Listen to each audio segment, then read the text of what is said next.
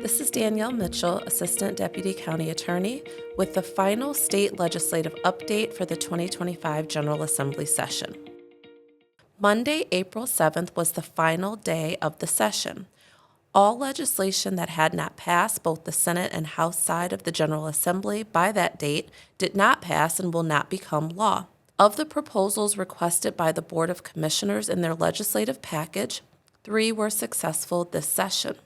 Again, those bills are HB 835, titled Charles County Alcoholic Beverages Baseball Stadium License Alterations.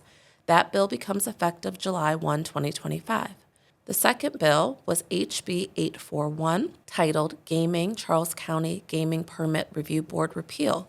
That bill will become effective October 1, 2025. Lastly was HB 1283, titled Charles County Off-Highway Recreational Vehicles Regulation and Enforcement. That bill becomes effective October 1, 2025. Both the Gaming Permit Review Board bill and the Off-Highway Recreational Vehicles bill will require local legislation to become effective in the county. Of the bills that did not pass this session that were requested by the commissioners was the Charles County Governing Bodies of Common Ownership Communities Member Training Requirements Bill, as well as the Charles County Student Bus Transportation Providers Provider Displacement. That was not successful this session. These bills may be considered by the Board of Commissioners and the Charles County delegation in future General Assembly sessions.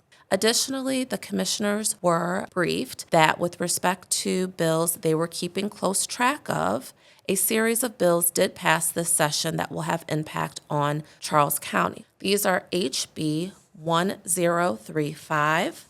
This bill establishes certain legislation around climate change, the environment, energy, and emissions. Next was HB 1036. This bill also passed. It alters the factors that the Public Service Commission must consider when considering solar siting projects.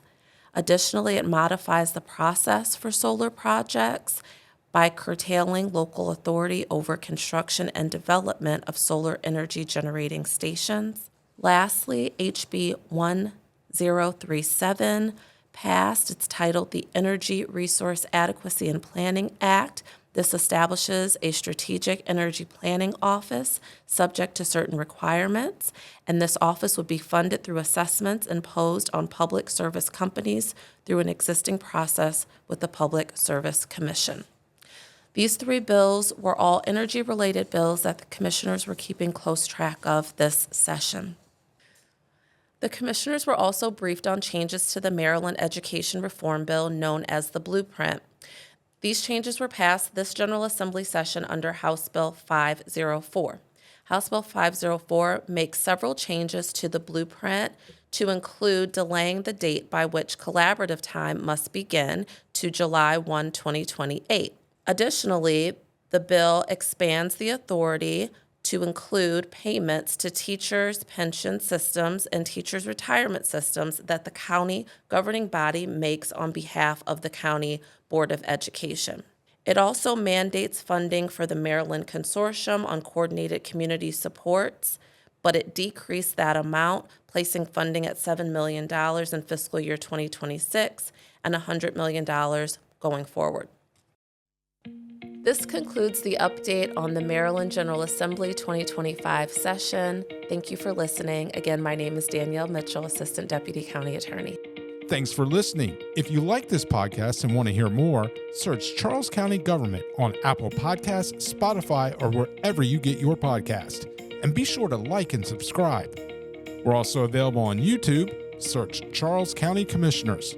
And stay connected for all county news, information, and programs by visiting www.charlescountymd.gov/stay connected.